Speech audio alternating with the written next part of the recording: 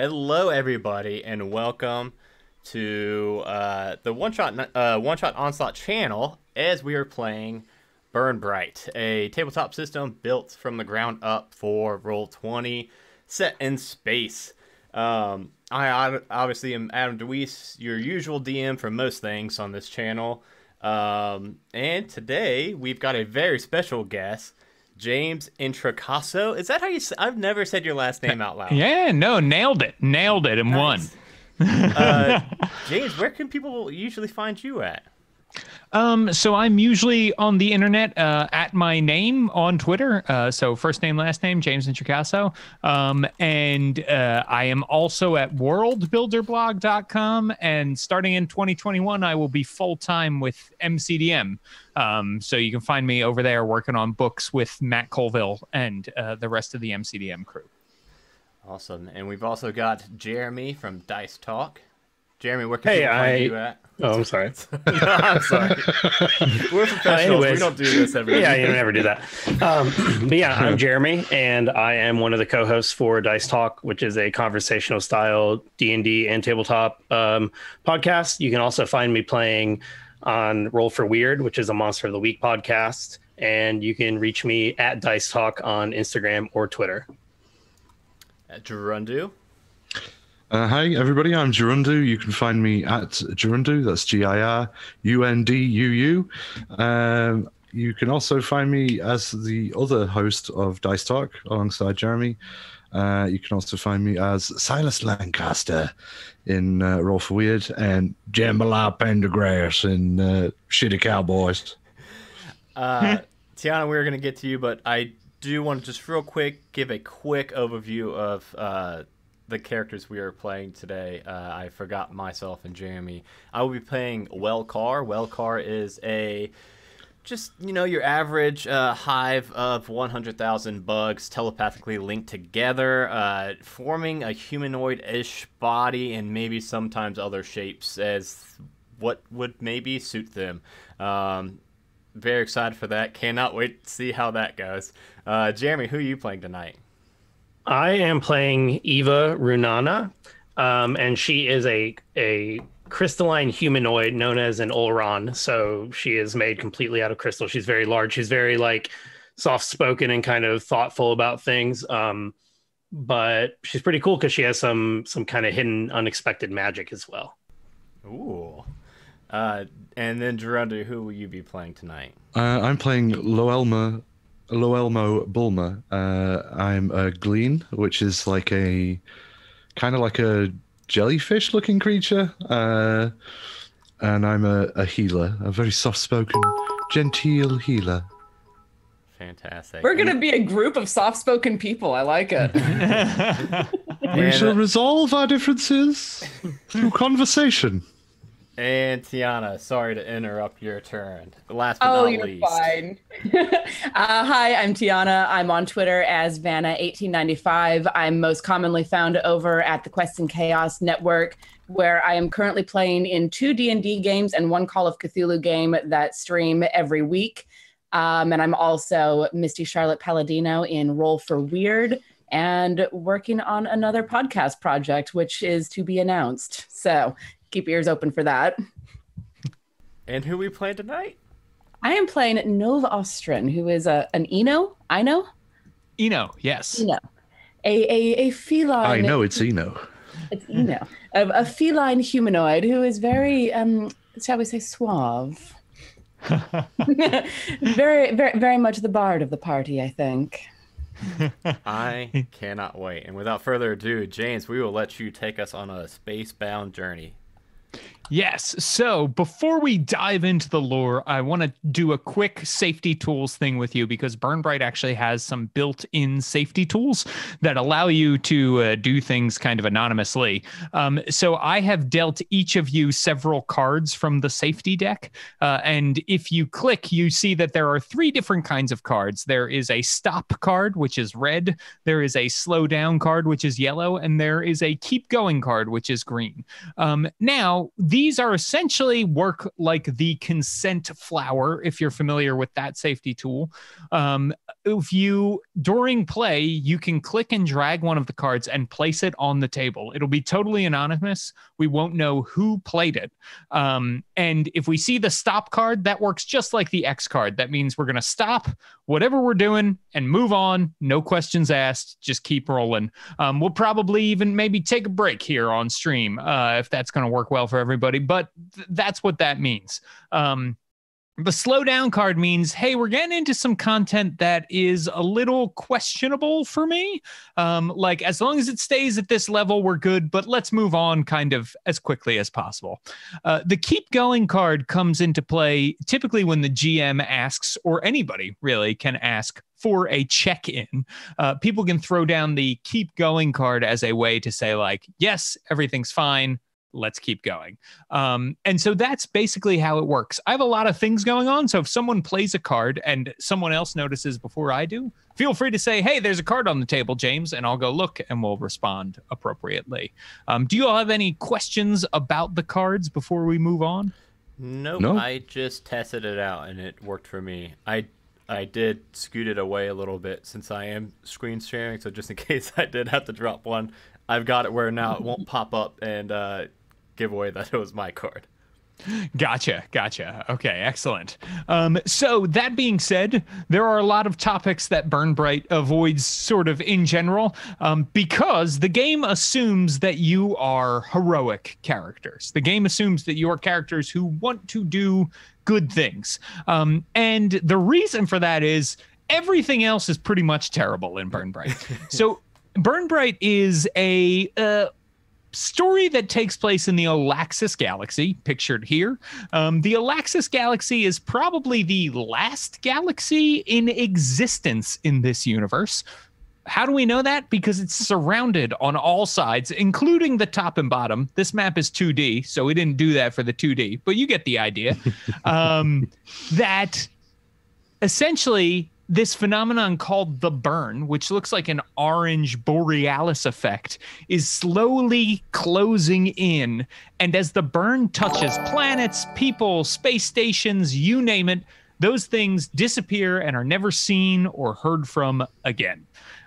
There are lots of theories as to what the burn might be, but no one is exactly sure. Some people think it's an experiment that went awry. Some people think it is the natural end of things. We had the Big Bang. This is the slow shrink that is now coming. Some people think the world is a simulation that is now shutting down, right? And every theory in between exists. All we know is that it's happening and it's creating a lot of problems. So in addition to lots of people disappearing, now that we understand the burn makes you go away forever, we have this problem where land and resources are disappearing as people flee planets that are touched by the burn, right?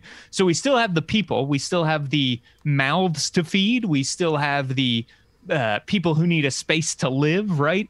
But we have less resources, fewer resources to do that with. And so we have a resource crisis. We have a land war crisis because everybody wants to be at the center of the universe because that's going to be the last place to go. We have corporations that are super greedy, that are jacking up the price on all the essentials to make people pay for it. So we have a lot of different problems. We have a refugee crisis because not everybody wants to take in these displaced people, right? We have people who get stranded on planets because they have no way off of them. And so that is where you all come in. You are people who say, you know what? The end of existence is no reason to stop being a good person. It's no reason to become a selfish jerk.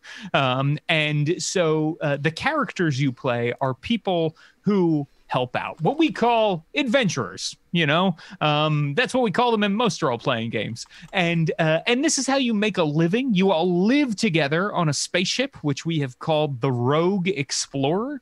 And that is how our story begins. You were all out on your spaceship at the edge of the galaxy. You had just finished up a job, right? When you got a call from the Egan Overguild. So there are these giant overguilds in Bryte, right? And the Egan Overguild, they are one of the like better ones. They're a massive corporation, so there are people who are bad within it because, you know, that's just the nature of people. But there are people who are good as well, and they are run by generally good people, and they've been doing a lot of work for free. They basically control medical care and medical access in Olaxis, and they've been doing a lot of work for free to help people. They have been giving away free medicines and that kind of thing. And they contacted you because you are out there at the edge of space near a space station called the Fortune's Well. And the Fortune's Well is near the edge of the burn. And this station is on an asteroid that mined plasma. So plasma, in Bryte, a lot of things are magic powered, meaning that like we don't necessarily understand exactly how they work. It's science fantasy more than it is science fiction. And that magic power comes from a goo called plasma, which is actually the remains of these ancient beings that burrowed under the ground and died there. And they were super magical, and so their goo is super magical. And so that's how that works. I can see everybody restraining themselves right now. Good work. And so this magic goo gets mined, put into barrels, very, very valuable right now, because like we said, there's a resource crisis, right? And so they said, hey, if you go out to this plasma mine called Fortune's Well and see if there's any leftover plasma there, we will pay you for the barrels, and we will also donate some of the plasma to a cause of your choice, a planet that needs it, or an organization that could really use it, or that kind of thing. And so you all went off into this space station. You found the plasma. You found a room with a bunch of barrels in it. They're like oil barrels, big. But what happened is once you got into this room, all of a sudden 3 heavy doors that are the only way out, sort of closed, one in front of the other, right? So if you can picture a garage with 3 doors in front of it, they all slam down like this. And now you find yourselves trapped there. And so that is where I am going to bring you on to our first map here. You all are in this area that you can see. I've set up your tokens for you here in Roll20, but I know this also becomes a podcast, so I'll describe for the listening audience that we have barrels that are here, plasma. We have doors that are closed over on the east end of the room. There is a little computer terminal that sits there by the door. And there is also this old rusty forklift mech that kind of looks like a spider. It's got these spider legs and these big kind of lobster claws that are used for lifting. And so that is where the 4 of you are. You're currently in this room in a plasma mine that has just, the doors have just shut. And the computer terminal is saying, lockdown mode initiated, lockdown mode initiated, over and over again. Oh boy. Well, this is hardly ideal. This is no plasma of mine. I don't want this plasma. Can we facilitate leaving as expeditiously as possible? Why does this type of thing always have to happen? It always seems as soon as we're just done with the job, shutdown mode. Which one of you touched something? Don't look at me. I don't touch computers if I can avoid it. Wellcar's hands are all over I am certain this that this bug thing in the middle, this spider craft. Oh, that may have been me. Did you see this thing? It looks like a giant spider. I guess I'll try to force it open again. And I'm going to walk over. I'm this big, large, pink, crystalline humanoid, and I'm going to walk over and attempt to, like, see if I can even find a place to grab the door. to even attempt to try to open it. Sure, yeah. So you could probably, when you get close to the door, you can see that there are like these little pin-sized holes in it. But you do think that maybe you could press your hands against it and try to sort of brute force it up if you wanted to, if that's what you're thinking in terms of opening the door. Yeah, I don't know if it's the best approach, but I think it is what she's going to go try to do. So, yeah, she's going to put her hands right up against it and attempt to force it upwards.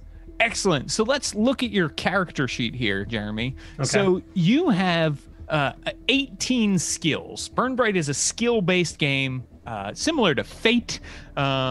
If you've ever played Fate or Zweihander or lots of other games that use a lot of skills. The way Burn Bryte works is you tell me what skill you want to use. And you can see each of your skills has a die rating next to it. D4, D6, D8, D10, D12. D12, you're really good with the skill. D4, you're not super good with the skill. So you tell me what you think it would be. In this case, skills you might want to look at would be like power, which it relates to using your raw strength to do stuff, or maybe athletics. Whatever you can justify to me as the GM, I will accept. And I, just so everybody knows, am willing to accept quite a bit. This time, I will go with athletics, and only because she's going to think back, remember, you got to get low. You got to push. You lift with your legs, not with your arms. She's using all this athletic expertise to approach this situation. So I will roll a D10, and hopefully I don't roll doubles. All right. Yes. So this is going to be a complexity 3 test.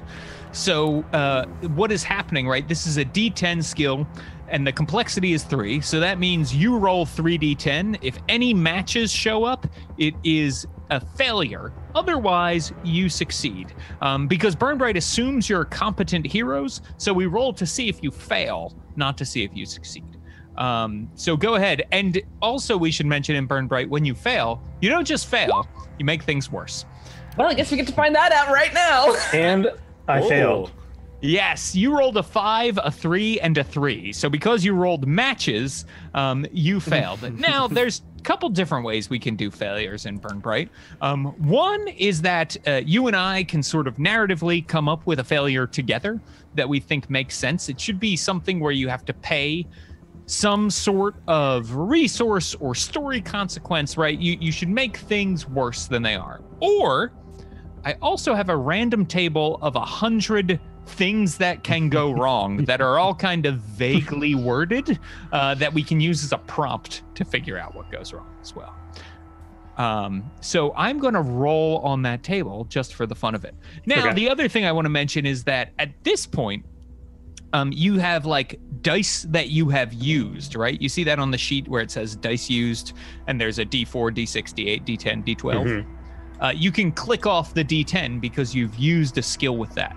When you've used all of those skills, you generate a Nova point, which you can use to activate your Nova abilities. And I do want to say, because we're playing a short game today, you all automatically start with 1 Nova point as well. Yay. I've got some cool stuff I can do with my Nova abilities, and I wasn't sure exactly how to get those points, so nice. So even a failure, just for using that die, it counts. Just for using that die, it counts, yeah. Cool. And that is because we have this mechanic, right, where you can justify using any skill you want to. We had to get a way in there for people to encourage people to use their lower skills, right? Like we wanted people to actually do that, and so this encourages people to use their skills instead of using the same skill over and over. Yeah, I like that. So a problem solved becomes unsolved. So I think what happens here we is lose the plasma. Yeah, while you are doing this, essentially, these little pin-sized holes shoot out a bolt of electricity at you. You, Eva, are able to dive out of the way so it doesn't hit you, but it does hit some of the plasma behind you, and the barrels start to leak this iridescent fluid. That is, so plasma, in addition to being very powerful, is also toxic. And so now the room is slowly filling with a toxic puddle in it. So there you go. Sorry, everybody. We should probably get out of here. We have a lot of this stuff on my home planet, and it's not really good. If we breathe that in. No, I've seen cases of exposure before many times, and yes, the effects can be quite severe. But never mind. Never mind. You made that a mistake. Anybody could have done that. It's all right. Let's just focus on the problem at hand and get out of here, eh? I'm going to hop up on top of the spider mech thing because I do not want to have my feet on the ground when that stuff gets close to me. Excellent. Let's like crouch there and watch. Because I am not good at computers and I can't lift stuff. I'm not sure what to do here. Hey, Nove, what's it look like up there? Same Does it view. look like a spider? Same view, different angle. Does it look like a spider up there too? Does it? Yes, so the mech still looks like a spider from up here. And you also, from this height, you can see the computer terminal. And the computer terminal has a little blue canine on it. Kind of like Clippy, the Microsoft assistant that is the paperclip. You can see that this little dog is in the corner, and his voice is the one that is saying that the lockdown has been initiated over and over again. And when you stand up there, it makes eye contact with you and says, can I help you? Yes, we need to have these doors opened. Like maintaining eye contact, even as the hair on the back, the fur on the back of my neck is standing up a little bit because dog. And so the dog says, "Oh, I'm sorry. Only official workers are allowed to get us out of lockdown mode. Are you an official worker?" I am an official worker, of course. And then the dog, they turn red, like their fur turns red, and they growl and say, "Prove it." Ooh. Okay.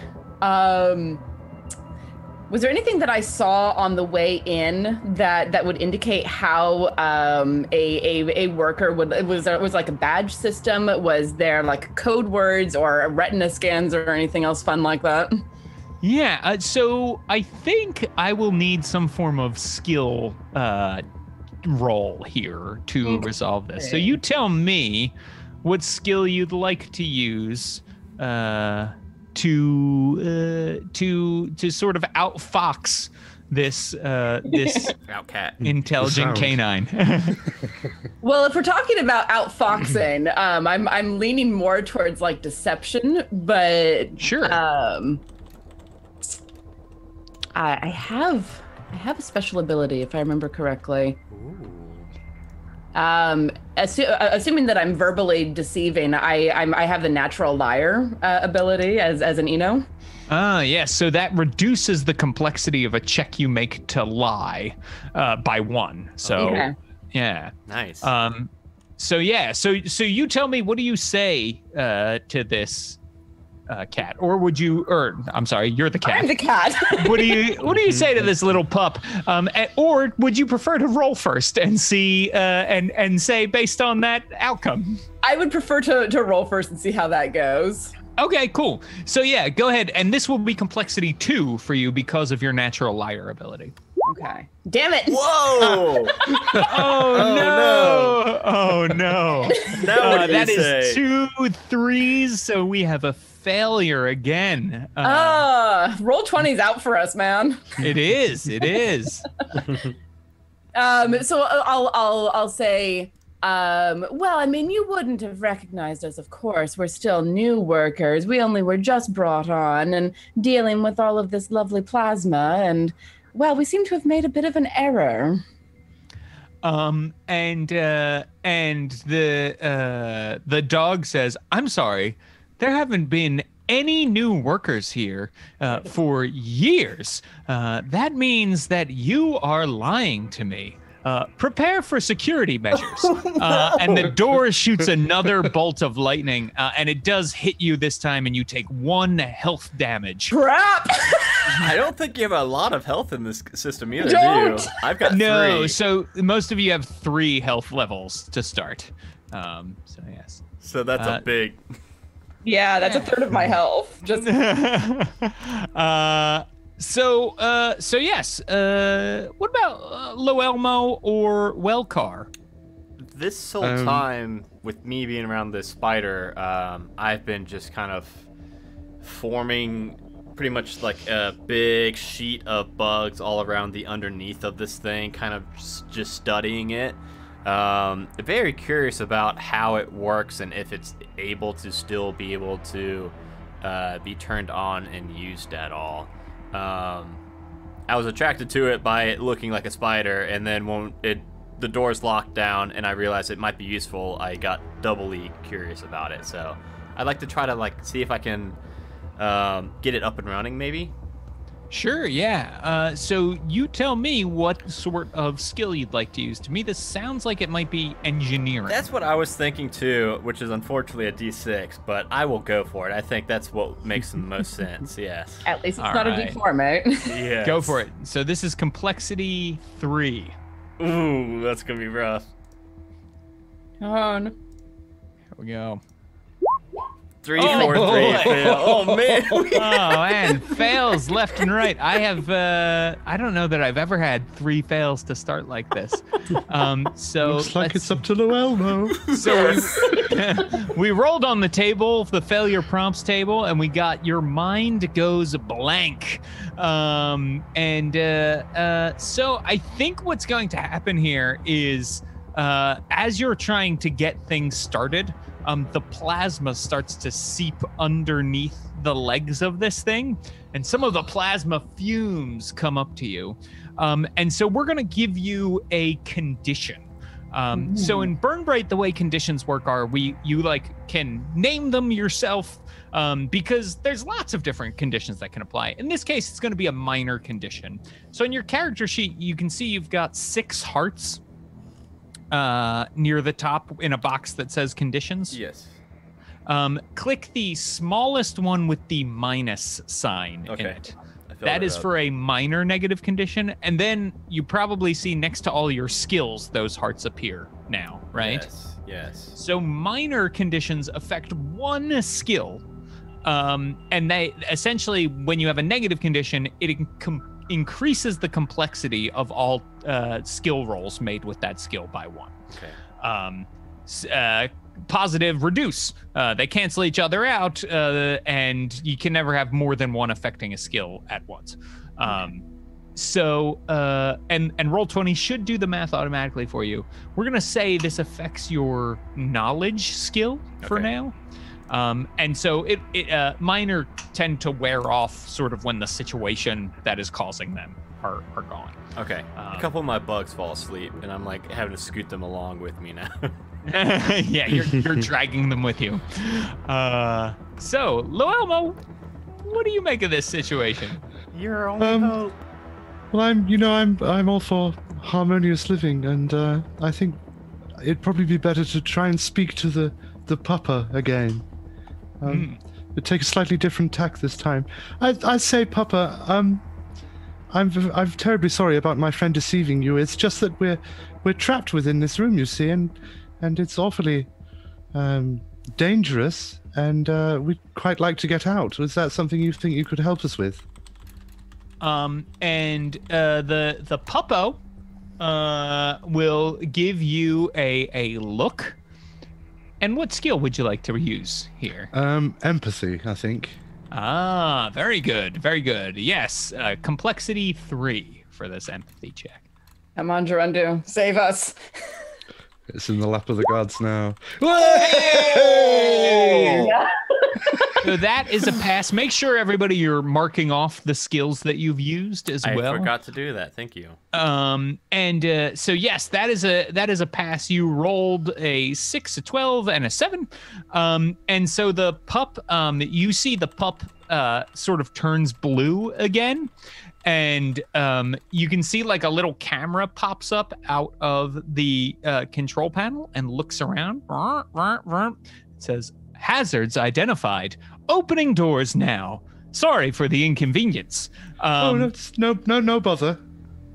And these 3 doors open for you, revealing the hallway back into... there we go, deleting those. Revealing the hallway back into the space station, back towards where the hangar is, where you could get to the airlock for your ship, the Rogue Explorer. How many barrels are leaking at the moment? There's a couple salvageable, right? Oh, definitely, yeah. So it's only like 3 of the barrels in here that have been leaking, and there are maybe 100 barrels. Oh. So most are not leaking. So it's not like a tidal wave of this is going to come out. And now that the door has been opened, you can probably maneuver around the plasma pretty easily. However, when the door opens, you do hear someone at the end of the hall go, no, no, no, no, no, no, no, no. And then suddenly blinking into view is this Eno. She is also iridescent, sort of made of like iridescent, translucent light when you look upon her. And she is looking at the open doors and all of you with wide eyes and a panicked expression on her face. Okay. I'll hop down off of the spider mech and approach a little gingerly, because she looks pretty terrified, and be like, my darling, we didn't mean to startle you. Whatever is the trouble? So she looks up at you, wide-eyed, and she says, you were supposed to stay back there. You were supposed to stay back there. Oh, I'm gonna be in trouble. You're gonna get killed. Oh, this is no good for either of us. Who's going to kill us? Make me a skill roll here. What skill would you like to use? I'm wanting to lean towards suave, honestly. Yes, I buy suave. I buy suave for sure. So this will be complexity 3. Okay. Sweet. Oh, nice. Boom. Now we're getting some passes in there. Nice. Yeah, finally. We got roll 20 warmed up now. That's right. Yeah, you just needed to give it that lucky. And she stops and she like takes a deep breath, and says, okay, my name is Tina Rai, and I am a Starbreaker pirate, or I was. Now I'm a ghost. And she kind of looks at herself. And you all have heard stories about people who die submerged in plasma or have a plasma-related death, right? Plasma is their cause of death. Can sometimes come back as ghosts. And she looks like the same color of plasma. This isn't a thing that happens all the time, but it's not, the same way a lot of people don't die by falling into barrels of oil in the real world. A lot of people don't die by falling into barrels of plasma in the real world. But so she, in the fake world, I should say, she says, a year ago, I came with my crew to the Fortune Well because we thought we could get some of the plasma that was left behind. But there was an accident when we were loading up the barrels in the hangar. And now all of us died and we are ghosts now. The problem is that, our captain, when she heard that you all worked with the Egan Overguild. She wanted to hold you hostage in exchange for treatment. I told her that there is no known cure for plasma ghosts, but she said she thinks it's a conspiracy and that the Egan Overguild is holding out on us.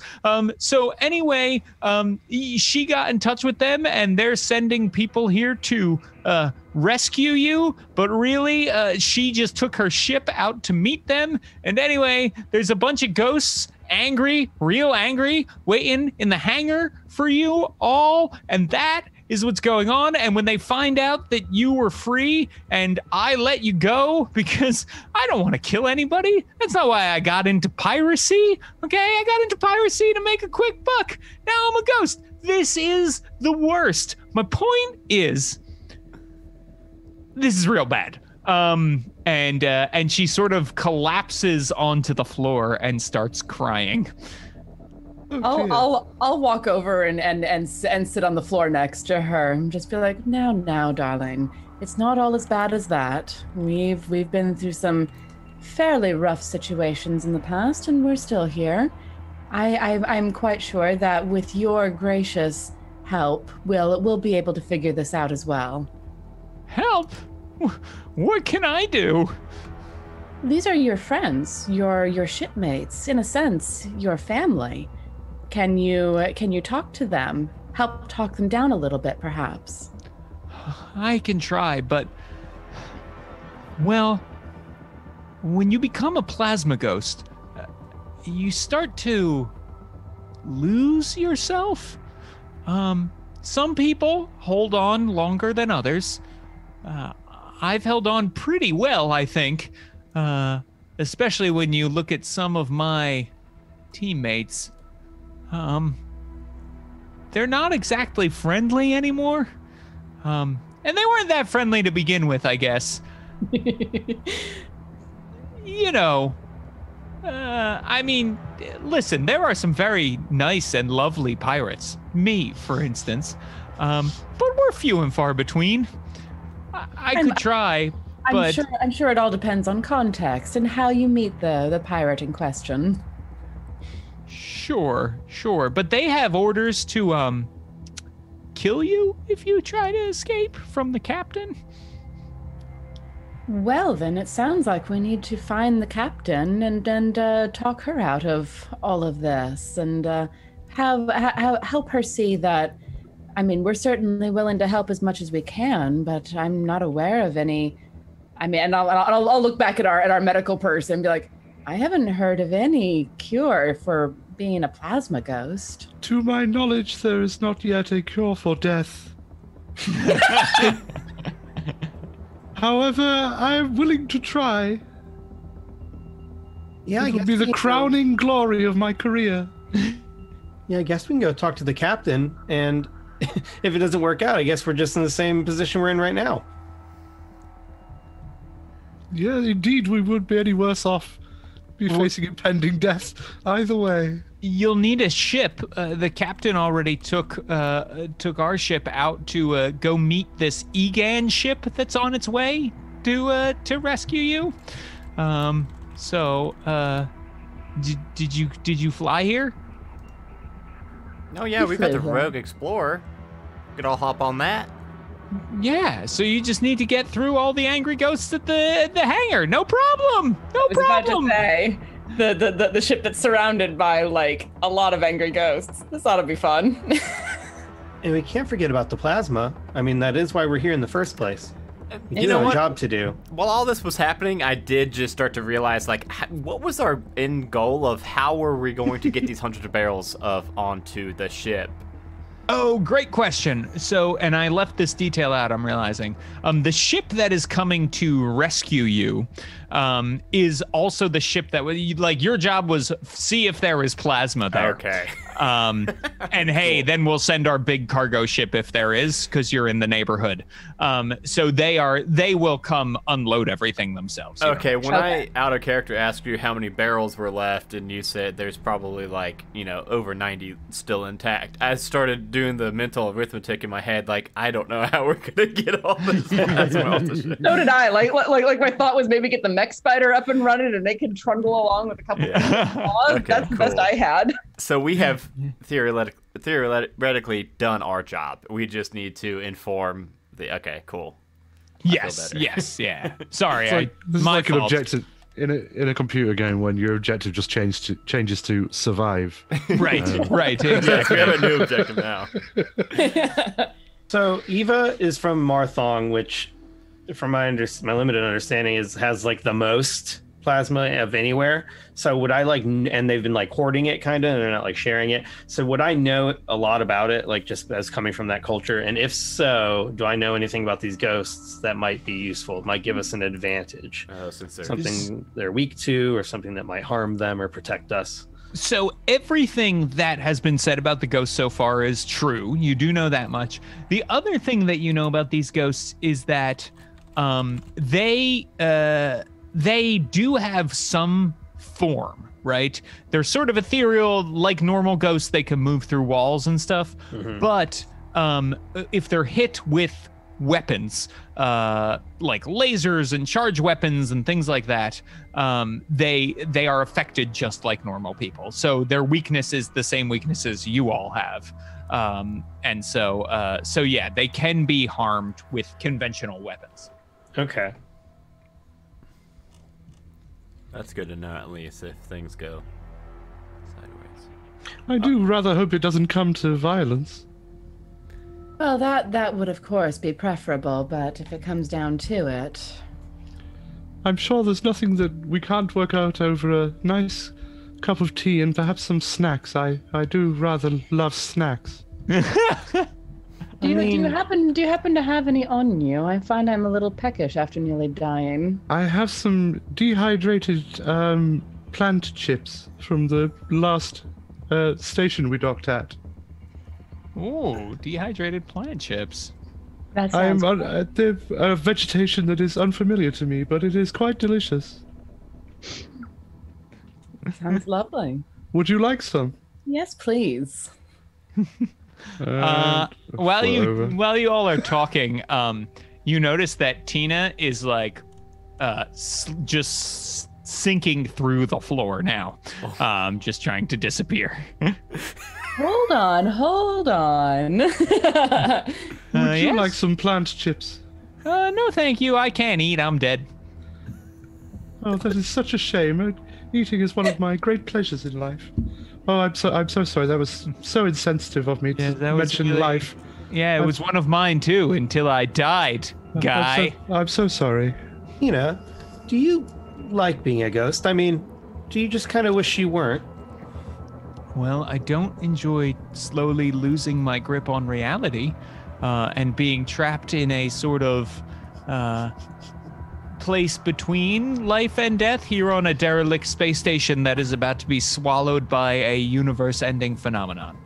Well, we're all in that boat. Well, see, Lo Elmo, then we have nothing to worry about. We're simply helping them out by dispatching them. So if it turns to violence, we're only doing them a favor. Oh, but they've suffered so already. By the way, this whole time I've been scooching my unconscious bugs along with me to catch up to the group now.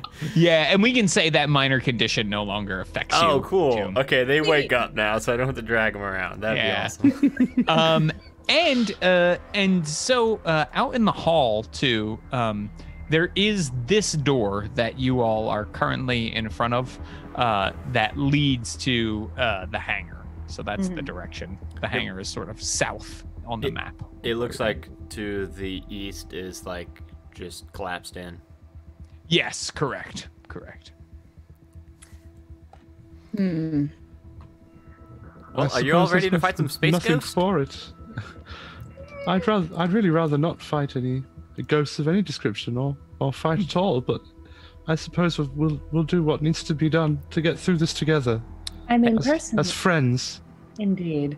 Personally, I'd prefer to sneak around them and just take the ship and run, but Well, hey, I know you all hate this, hate this, and every time I offer it, it's always no, absolutely not. Go on. But, like I said, I can give you all one of my bugs, and we can all talk together telepathically. That'd be pretty cool. You just gotta put it in your body somewhere. About what's in our body? I mean, there ears. Eva, you got some holes. I see. Well, Elmo, I mean, I could just like pop it in you. Please never. Phrasing. I know you Oh, my always goodness. say no, and I'm just telling you, like, just for once, I think if we get split up, I think this is gonna be it. I don't want to be a prude, but I think rather you should reconsider how you phrase those suggestions. By the universe, never discuss holes again, my friend. Wellcar forms into like just a big hand, and is holding one little bug between the fingertips, and it's like going slowly towards Eva. What do you think, Eva? What do you think? I think we should go see some space pirates. And You I wanna go start talk trying to open the big door. All right, so Eva, you hit the door, and this one is totally functioning. So the moment you touch it, it actually just automatically goes up.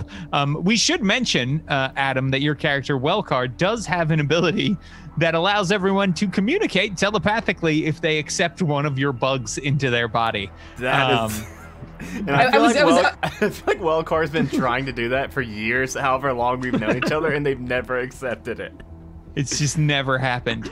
Never. So as this door goes up, you see that there are 4 ghostly Kithooks. Kithooks are these large insectoids that are like just basically standing there waiting. When the door opens, they let loose a scream of rage. The other thing you also notice is around the corner, there is this enormous monster that you all would know is this animal called an axul. It's sort of like having a pet tiger. You know how like really cool criminals in movies have like exotic pets, and also Joe Exotic have Beat me to that one. right. Have these pet tigers. Like this is like that, but it is a ghost. And it is has the head of a ram with 4 eyes on it and a giant scorpion tail on its rump. And it is also there. And so we are now in initiative as the doors open. Couple things about Bryte combat that we should know. And also there's a giant pool of plasma here in the hangar. You can see that is sort of hanging out. So couple things about Bryte that you should know. The first is that you can use any skill to make an attack. So you can use any skill that you can justify to attack, because health levels are not just your physical health, they're also your emotional health, your mental health, and that sort of thing. So it's kind of combined in all 3. So yes, you could easily use presence to berate someone and make them feel bad about themselves. You could use stealth to make like a weapon attack by describing yourself from like hiding somewhere and then jumping out and attacking someone with your weapon. So that's the first thing to know. The second thing to know is you can also make skill rolls to make what are called advantages. So during combat, you can generate advantages by doing something that would narratively help the group, right? Like knocking over a shelf full of tools to put tools in the path between you and your enemy. That creates what is called an advantage. You spend 1 advantage to re-roll a die. So when you fail a skill roll, you can re-roll one of the die to try to turn a failure into a success. The other thing is the way initiative works. So again, Bryte is a game about heroic characters, very player character focused. And so the way this works is that there are 3 phases to combat. During the first phase, all of the enemies declare their actions, right? They say, I am going to attack these people. I am going to run over here and throw a switch. I am going to do X, Y, or Z. And then on your turns, you get to act in any order you choose, and you make skill rolls to resolve the things that you are doing. And then At the end of that, once you do all your stuff, those actions that were declared during phase 1 resolve. So phase 1, they declare. Phase 2, you all act. Phase 3, those declared actions happen or they don't based on whatever you decided to do. You can make skill rolls to avoid an incoming attack. You can make skill rolls to attack people. You can make skill rolls to use advantages.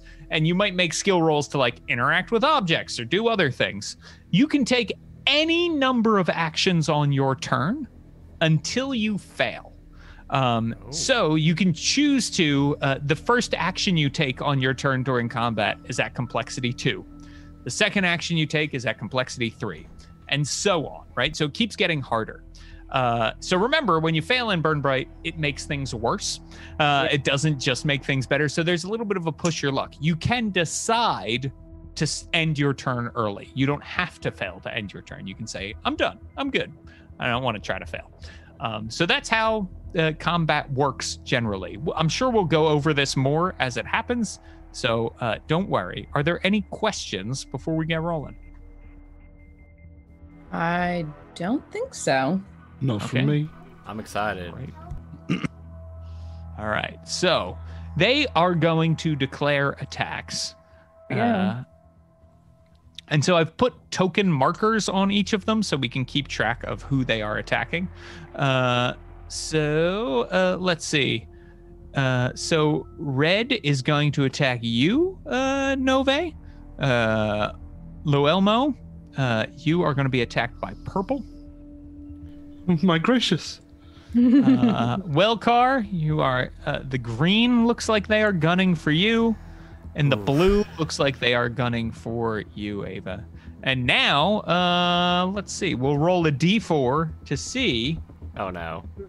Who gets to be the lucky recipient of 2 attacks, and the yellow, of course, which is our giant big bad. I'm gonna go 1, 2, 3. So Eva, you are being attacked twice. I think Eva's are maybe tanky-ish. It seems tanky-ish. I mean, So you're that a big, is- Crystal. That is phase 1 of combat. They've all declared that they are going to attack all of you. Phase 2 now begins as Tina Rai disappears in the floor and says, "Good luck." So is this free form for all of us for sorry, my son came in just a second ago, so Oh yeah, no worries. So yes, so you get to choose who wants to go first, and then as long as everybody gets to go, we're good, right? Okay. So whoever would like to act first can. I think Wellcar would be pretty scared by the sheer amount of enemies, and that big tiger thing would kind of disperse into just 100,000 bugs across the floor.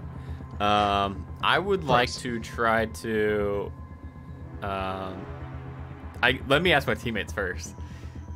Do we think we're going to talk to these people? I'm worried about this combat. But if we think it's going to come to combat, I think it's going to be really hard to avoid combat because they immediately started swinging at us, and I think we'd have to do really well on talk down. And we haven't been doing very well. So. Okay, I just wanted to make sure before I say I'm going to do a combat thing, I wanted to make sure we're all on the same page. Yeah. Which one was the big thing going for? For Eva. I will go for so Eva's blue. So I want to go for the ghost that's going to be going for Eva. Since would I be able to sense that, by the way? So I'm not like metagaming. Would I be able to? Because out of character, I'm wanting to help Jeremy and Eva out. Well, I have a plan if you want to. Absolutely. I have a plan. Or what's your character's name, Adam? Why? Wellcar. Wellcard. I have a plan, Wellcard, but I'm going to need you, all of you, to try to resist. Oh. And I'm talking to all 100 or 300,000 of you. 100,000 of us. I cannot form a hive bigger than 100,000. I used to be able to, and I lost that ability. Goes, I can distract them, but you're all going to have to act quickly. Ooh. All right, you do your thing first. What are you gonna do? All right, So Eva's clever. gonna start glowing bright orange and red in an attempt to attract the bug creatures to me. And I grow red hot as I also glow. So I'm going to be glowing this immense bright light coming off of my body like a bug zapper. And I'm going to walk into the middle of the room going, come here, come on, everybody, come here. And I'm like literally dancing as my body, my pink crystalline body starts glowing red. And that's why I told all your bugs to try to resist. Okay. I thought you were trying to get me to... All right. Okay. So are you using an ability or is this a skill roll that you So this is an ability, a special ability called Inner Glow. I can make a skill roll to glow brightly. And when I shed light, my skin is hot to the touch, dealing a damage to anyone that touches it. Nice. That's awesome. That's So cool. this is Inner Glow. And so yes, so you can do that. Do you also want to make a skill roll to try to attract them to you, right? Yeah. Okay, cool. Maybe performance as I'm like trying to like, come on. Doing the little dance. You know you want Yeah. to touch it. All right, I love it. Yes, go ahead and make that skill roll. Which complexity? So 2, because it's the first one on your turn in combat. Okay. Ooh. All right, so you pass. So we will say this red one gets distracted and is now just looks like they are gonna come right over and touch you and not attack Nove on their turn. So you've canceled an attack and you're probably gonna harm this one as well. Would you? So you can keep going. If you'd like, I'll let you make skill rolls to try to attract the other ones, but each time you do, the complexity will increase. Okay. Or you can try to do other stuff too. So yeah, one of them. Yeah. So if it touches me or hits me with a melee weapon, it takes a damage. So that's pretty good. So if I can lure them to basically go right onto me, they can start taking some damage. So when the other one's moving towards me, I'll be like, "Oh, come on, don't be shy. I know the rest of you want some. Come on over here." And I'm like lifting my arms up. I'm like 8 feet tall or something. I'm just like this big pink glowing crystal thing. I keep imagining like So, a yeah. Himalayan salt lamp. So I guess I'll make another skill check. Yeah. Should I do performance again, or should I do a So different this skill, or one, does it not this matter? one does touch you and takes damage when it does. It's like, wow. So yes, yeah, it's up to you. That could be performance again. Okay. And now it's complexity 3. Yes, complexity 3.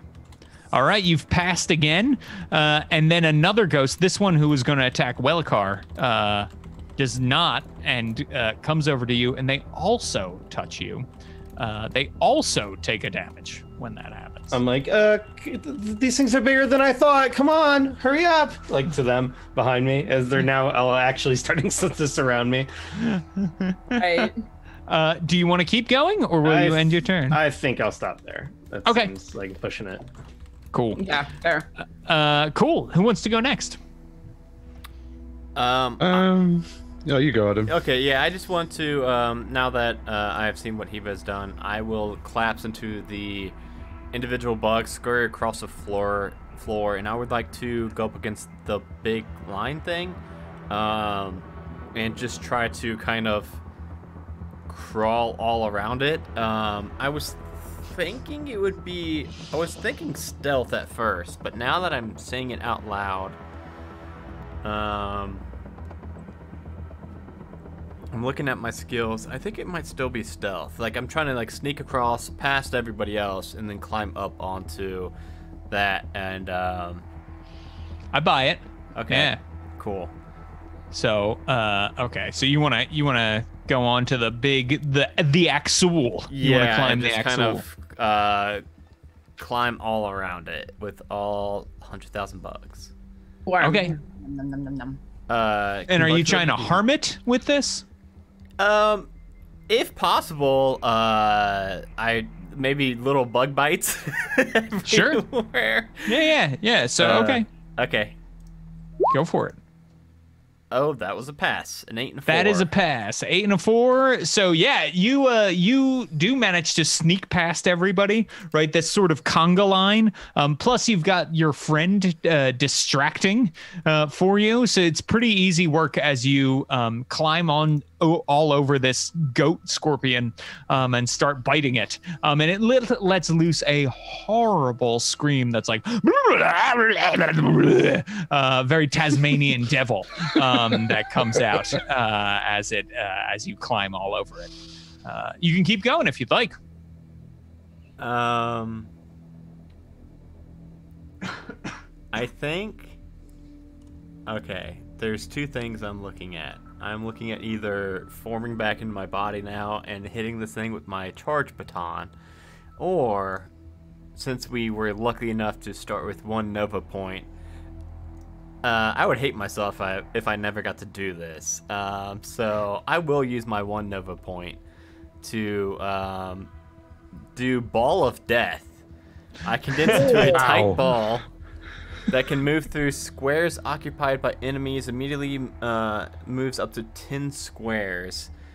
Make a single attack roll against every enemy you roll through at with this at complexity 3. If you succeed, each enemy takes 1 damage.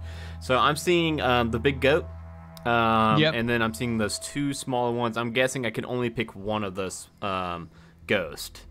So you could hit everybody if you can move through 10 squares. I can like move around. It's not just a straight line. Yeah. So you can move, boom, boom, boom, boom, boom. Yeah. Okay. I would love to do that, please. Okay. So I know I haven't been on this goat very long, but I'm already going to use my 1 Nova point, turn into a tight ball of bugs, and start swarming through people. So I see that I've got a Roll Nova ability. Do I just click that? I'm guessing. So that will just put it out there, okay, but so yes. we still need to decide what skill are you using for Ball of Death? What would you like to use? I think this would be melee. I think it'd be me, doing damage, melee damage as I'm going through and biting up things. Awesome. So go ahead and make a complexity 3 then melee check. Fail. Oh. Now, do I do that for every enemy for that skill? Or... So you make a single attack roll against all the enemies. But because you spent a Nova point, right, good things are still going to happen.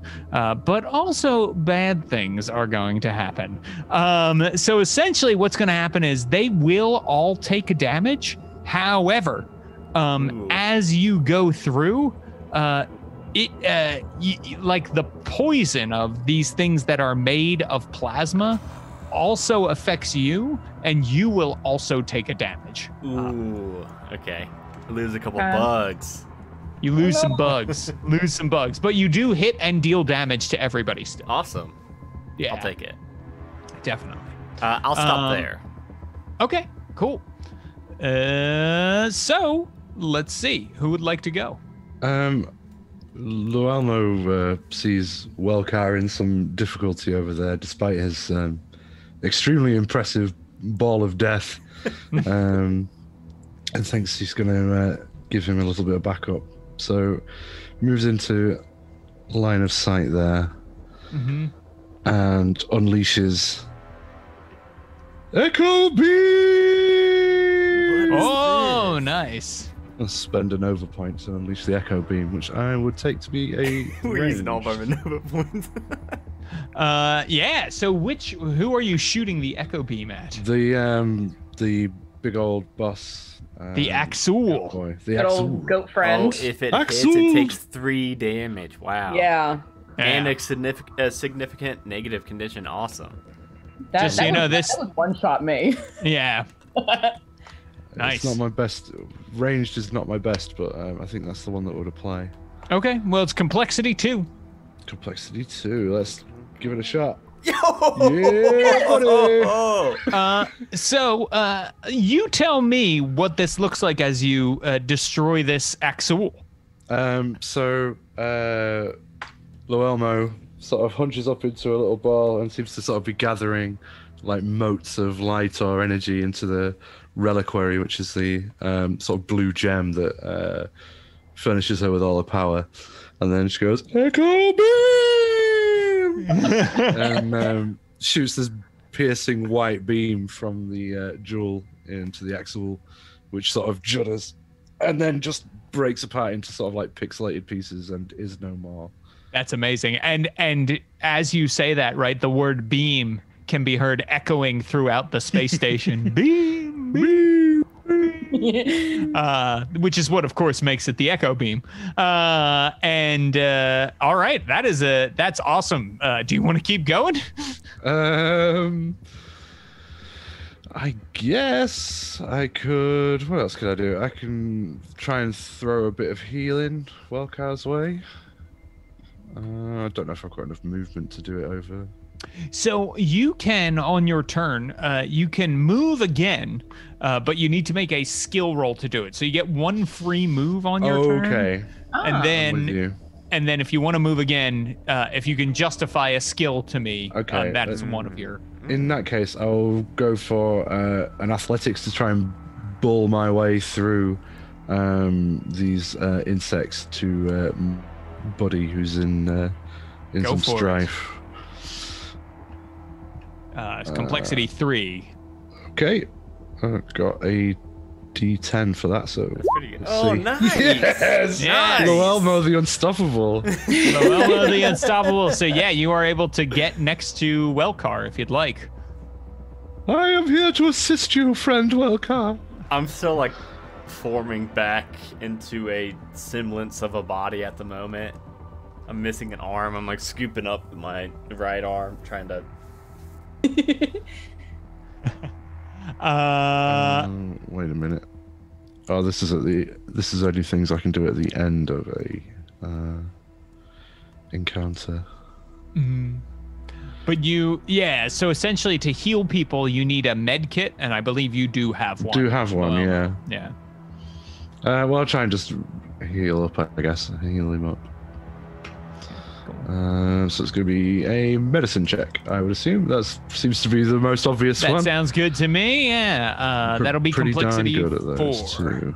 Cool. Oh my goodness! This Here we sounds go. really hard to hit. Elmo.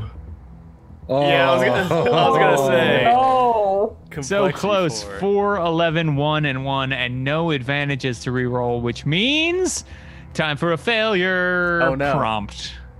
Let's Something see. gets dropped. Something gets dropped. So I think what happens is your med kit drops. Oh no. And is now teetering on the edge where that plasma pool is. Right there. Just looks like it's about to fall in. Oh no! I don't want. Yeah, no more pushing luck.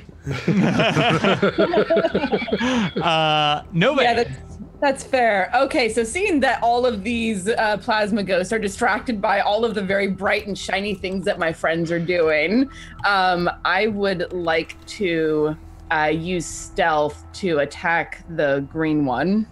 Go for it. Yes.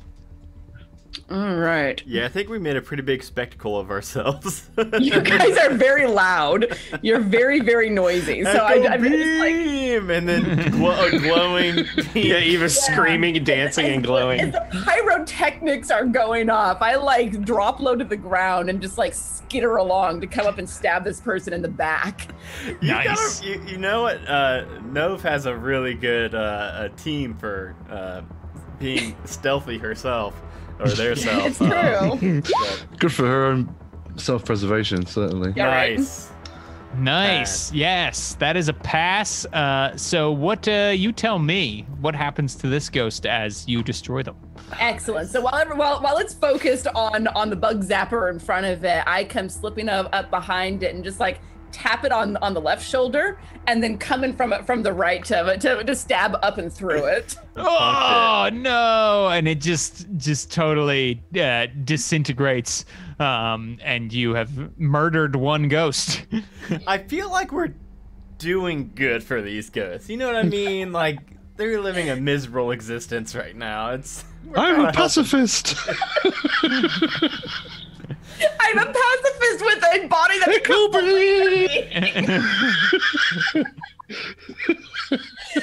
my Shooting your god. jellyfish laser at people. No, sorry, I'm a pacifier. That's what I do. I pacify people. And as that one falls, I want to just like use the momentum from it to drop back down and stab the other one that's next to it with another stealth. Sure. Yeah, you can stealth again if you'd like. I'm using the noise to help me. Complexity 3. Yes. All right. Well, tell me what happens to this one. Wonderful. So as the one that I just stabbed crumples into pieces, I use the momentum from going through a plasmoid body. I'm not used to not having that much. I'm used to more resistance when I stab things. So I like slide through, land on all fours, come up and just stab it up from underneath, coming right at about the center of what would be the back for us. Gotcha. Nice. That's excellent. Ugh. You can keep going if you'd like to. It's up to you. I have cleared out the people that I am the most concerned about right now, so I am not going to push my luck, and I will stop there. Okay, great. So that is the end of phase 2, which means now in phase 3, the enemies get to go. And so the enemies are going to resolve their actions, right?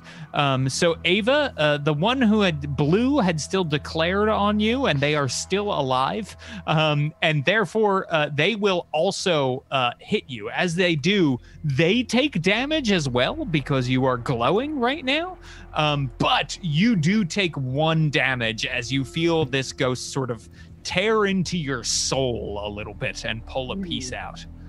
Oh. Ow! Ouch. That's my soul. Stop. How hard those are to replace. So I have a resource called collapse points that I can spend to do special abilities with my my NPCs.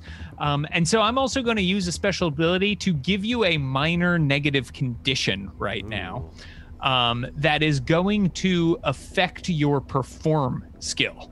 Okay. So hit the little heart with the negative, and then the little heart with the negative that appears next to perform. Okay. Similarly, Loelma, Yes. you are also hit with an attack. Oh, no. Because purple is still alive. Part of your soul gets sucked into them.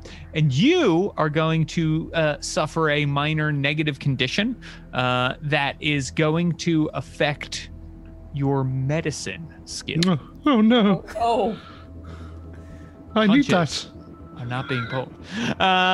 So that is the end of round 1, which brings me back to phase 1.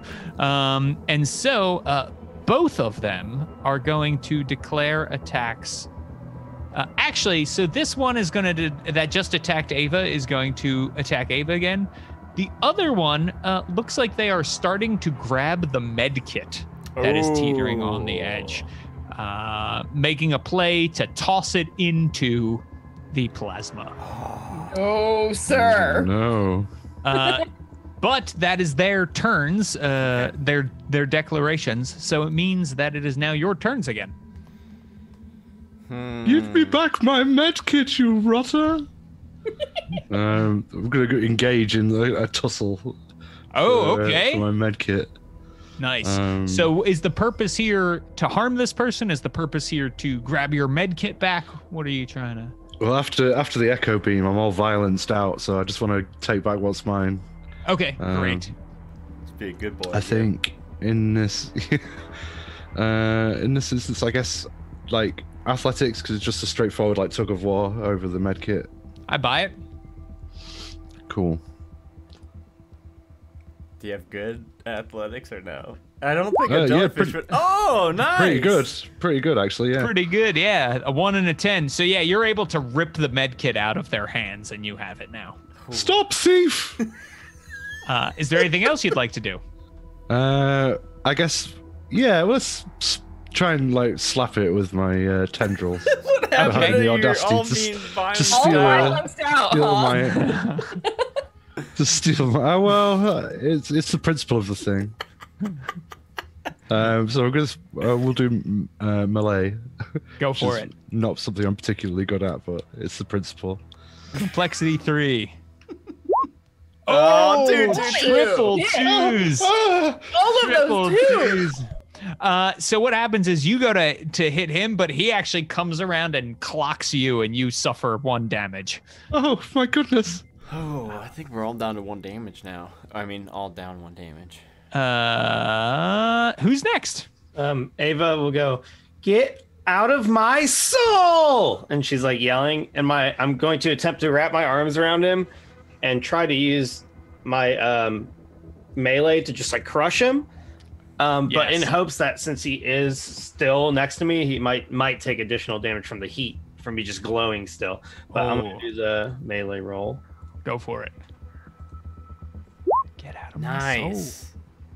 That was Yes. So once again, you tell me what happens here, Ava. How do you destroy this ghost? I'm going to wrap my big arms around it and just go, and when I yell, "Out of my soul!" I'm like glowing really, really bright, and it just disintegrates into nothing. And it's Out of my soul And I'm like, into "Oh, my it's all killy." arms. You can keep going if you'd like, Ava. Okay, I'm gonna turn around and let's see, 1, 2, 3, 4, 5. Yep, I can move 5, so I'm gonna just come right up here, and then I'm going to go, "Leave him alone!" and try to hit him, like just punch him with like a Bop him, big right? melee punch. Nice. Okay. I was considering making like a row of bugs and then like pushing over with big hand into the thing of plasma, but I don't know it. Fail. Oh no. All right. Fail. Let's see. What's going to happen? I love this D1. You get screwed. You get screwed. So yeah, I think what happens, Ava, is you punch too hard, and now you fall into this plasma. Oh no. So plasma is not like acid, right? Like it's not like instantly you're dead or anything like Okay. that. But it is pretty toxic. So you are in there. If you remain in there by the end of phase 3, you will take a damage. Okay. My citrine. So okay, we've still got 2 characters left to go: Welcar and Nove. I would like to try to form a kind of chain of bugs and hope that Eva will grab onto my chain of bugs, and I could maybe either swing Eva up or Eva could climb up. Just try to get her out of there. Sure. What skill do you think this is? I mean, it seems like athletics would be. I concur. Yeah. As you lasso her with your bugs. With your bug lasso. All right, here it yeah. goes. I've got a 10, so it's pretty good. This is a 2. Complexity 2, yeah. Oh, nice. Yay! All right, so you whip Ava out of the plasma back onto the deck with your bug whip. I love this character. I really do. Oh, great. I love all the characters. I know, seriously. Is this something that I would know? Would I think that if this ghost went into the plasma, if it would be good for the ghost or bad for the ghost? So the ghost is like immune to plasma, Okay, that's basically, what I was thinking. right? I thought if anything, it'd probably like heal it or something. So I didn't really want to push it into this thing. Okay. I think I am going to push my luck. I have faith in Nove, but just to give us a little bit more chance of clearing out this last ghost, You totally have faith in me. I see how you are. I will. I'm gonna form into just like a big hammer and squish down onto this ghost with a melee attack, if that's okay. Melee, yes, absolutely. Oh, I love this.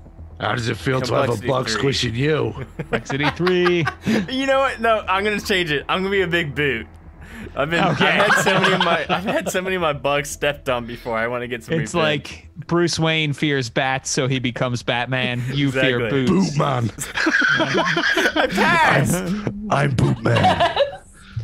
So tell me what happens to this. Oh, I'm sorry. He's still up. Dang it! I was gonna have a comical bug splat on the bottom of my shoe. I still squish them, and then I reform into my normal kind of form nearby after, and I am not gonna push my luck anymore. I'm gonna stay just like that.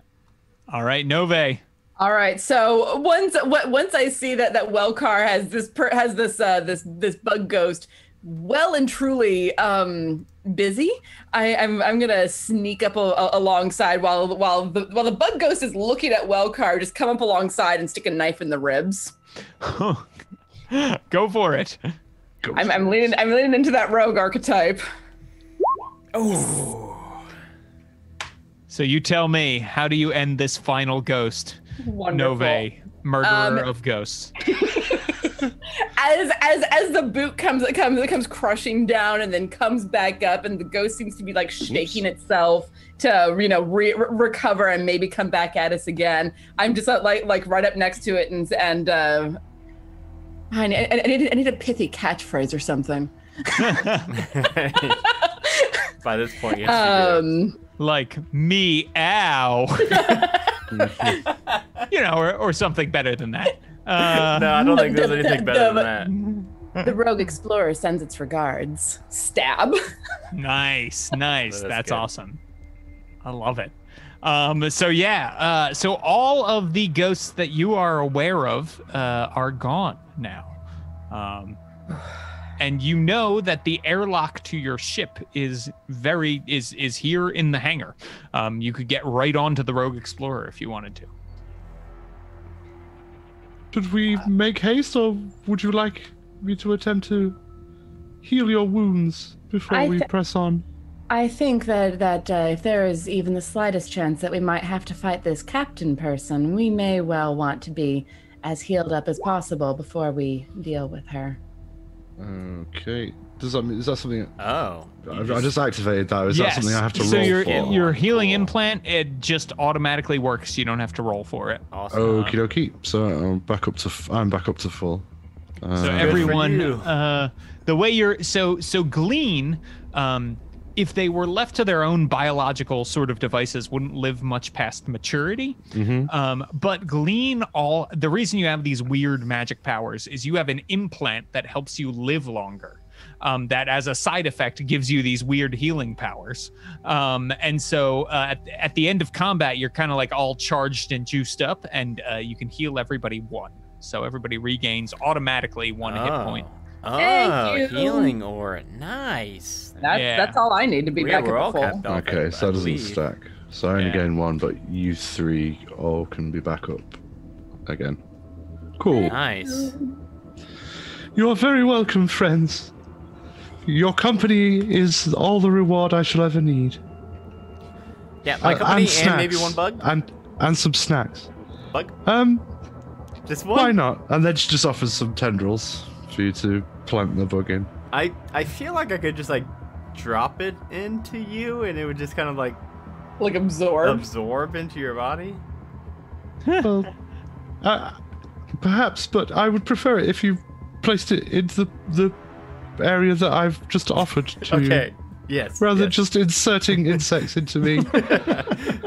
Here you go. I Eva, feel like someone holding up their hand, you just put it on their head. Eva, you want one? You could talk to hey, Loel. How do you say your name again, Gerondu? Loelmo.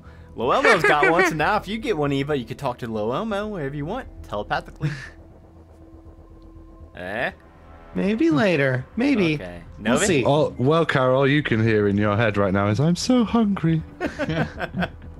I really like some more snacks. Nove, you want to hear how hungry Loelmo is? Oh, I'm Well, so hungry. she tells us how hungry she is all the time anyway. I don't need an implant to hear that. I like cakes, particularly. Cream cakes and scones. Oh and God, jam. Wellcar I is just want you to know Wellcar's this is re- the rest of the podcast. Is just this. I'm so happy right now. Wellcar is Scones and regretting jam. this so hard. I'm sure. Oh Oh, no! bacon. Oh no, Loelmo. I actually need that Yes? back. That was a collectible bug. I need that one back. I'm afraid it's firmly lodged within my mantle. Okay. That was a sentence I never wanted to hear. So what should we do? Are we just going to leave? I mean, so you all know that this ship, the captain, the pirate of the captain of the Starbreakers, is going out to meet the Caduceus, which is the Egan Overguild ship that is coming to collect the plasma and is coming ostensibly to save you. And that's happening kind of right outside the space station. So you could either wait for them to destroy one another. The Caduceus is probably an unarmed vessel, and the pirate ship is probably well armed. So we could predict how that battle is going to go. Or you could get out there and help. It's up to you. I'm not your boss. You do what you want. So I do just want to quickly, out of character, ask, does anybody have a hard stop? Because I myself would absolutely love some ship combat, because I know Bryte has some cool ship combat mechanics in it, and it sounds like that is going towards ship combat. The only thing that I have a hard stop on is in like 2.5 hours. So Okay, I think we're good. I'm talking have like to be a little bit more strict than yeah, that. I'm talking like a half hour past the 7. there are advantages to being on the West Coast. I'm not on tonight's live stream until 7 my time. Yeah, my plan is to be done by 7 still. Okay. Alright. Okay. Yeah. Then You're the let's have GM. at You it. know more than me. I mean, I just wanted to get that out for everybody. Totally. Alright. just Yeah. not just We for the may audiences. run 5-10 minutes over. If That's okay. absolutely fine. Okay. Cool. I as not just for the audience's sake, but for my own personal satisfaction, I want to see as much of this game as I I possibly know. can. I really want to do some ship combat. Sign me up. Yeah, let's do it. Thank you. Let's do it. Thank you. Wellcar is now 2 smaller boots than he was before, walking towards the door. Yes, we do need to help out our friends so that they can get the plasma where they need to go, where it needs to go, both for our payment and to get it to the appropriate organization for It us. would be terribly faithless to just leave our rescue party to be blown to smithereens out in the void. Exactly. Let's go help the Caduceus and see what we can do. And Zen start scrambling towards the airlock. okay. We must save the Caduceus from the Caduceus. Gotcha. Yeah, I guess we're gonna all get on the Rogue Explorer. I am always impressed by your vocabulary, Durant, in the pursuit of puns. So, you all are able to hop aboard the Rogue Explorer. So this is the Rogue Explorer, just so you all kind of have an idea of what it looks like. Now, the way ship combat works in Bryte is the exact same way that normal combat works. There's just a few other elements that we sort of layer on top, right? So everybody can still go, the enemies still declare attacks, but instead of the normal sort of thing that can happen sometimes in some sci-fi role-playing games where the pilot character does nothing for 2 sessions and then for half a session does all the things while everybody else sits back and yada yada. You can drive your ship together in Bryte, and you're running around the ship. So that's why we have this map that is an overhead map that allows you to run around the ship in Bryte. There are a few special things to call out about your ship. First, you've got your pilot's chair over here. From there, anybody who is sitting in one of these pilot chairs can control the movement of the ship. When you move the ship, we move the other objects around you rather than moving your ship like on the map, but your ship is moving in the fiction, right? Mm-hmm. There are also these. These are laser turrets that you have. Whenever someone is in one of these laser turrets, they can aim a laser gun at a ship and shoot them. You can only shoot at ships in the near zones on your ship right now. So that is something to keep in mind, that if a ship is in a far zone, you can't target it with these laser cannons. There are also, in the green boxes, all the way down here, we have engines. You can also control movement of the ship through the engines. So you can go into the engine room and like boost for more power and stuff like that.